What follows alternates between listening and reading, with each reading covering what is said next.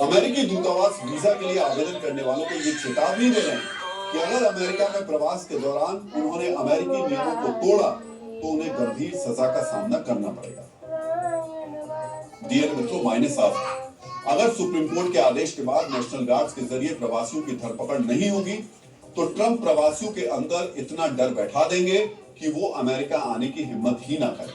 अगर प्रवासी नहीं आएंगे तो ट्रंप अपने दक्षिणपंथी समर्थकों को यह बता सकेंगे कि उन्होंने अमेरिका में प्रवासियों की तादाद और ताकत दोनों को कम कर दिया।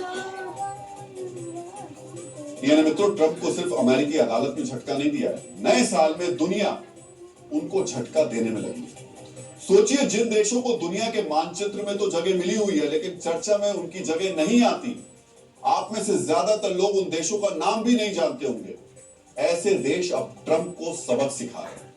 अफ्रीका के दो छोटे देशों ने ट्रंप के अमेरिका पर बैन लगा दिया। फिर से ध्यान दीजिएगा, अफ्रीका के दो छोटे देशों ने ट्रंप के अमेरिका पर, जी हां, ट्रंप के अमेरिका पर बैन लगा दिया। दरअसल ट्रंप ने 39 देशों के नागरिकों की अमेरिका में एंट्री बंद की। इस कदम के जवाब में बुर्किना फासो और माली नाम के दो अफ्रीकी देशों ने अमेरिकी नागरिकों की एंट्री पर रोक लगा ली। दोनों ही देशों ने कहा कि जो अमेरिका उनके साथ करेगा वही बर्ताव अमेरिका के साथ किया जाएगा। अमेरिकी मीडिया ने यह भी दावा किया कि बुर्किना फासो का पड़ोसी देश नाइजर भी अमेरिकी नागरिकों की एंट्री जल्द बंद करने वाला है। आखिर अफ्रीका के दो देशों के अंदर ट्रंप को ऐसा मुंहतोड़ जवाब देने की हिम्मत कैसे, इसका भी हम विश्लेषण करेंगे। लेकिन उससे पहले आपको यह जानना चाहिए कि अमेरिका के सामने बुर्किना फासो और माली की हैसियत कितनी है। अमेरिका का कुल क्षेत्रफल 35 लाख वर्ग मील है।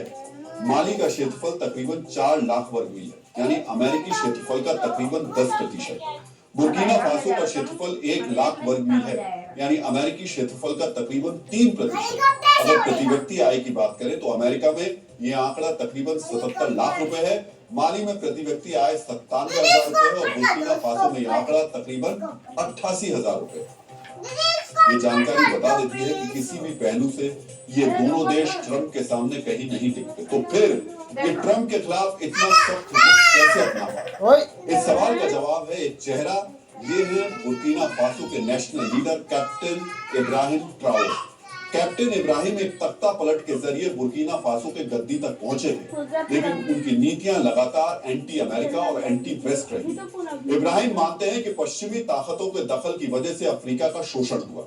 इसी वजह से उन्होंने माली और नाइजर जैसे देशों के साथ मिलकर एक गुट बनाया और रूस को 3 देशों ने अपना सामरिक और आर्थिक साझेदार घोषित कर दिया।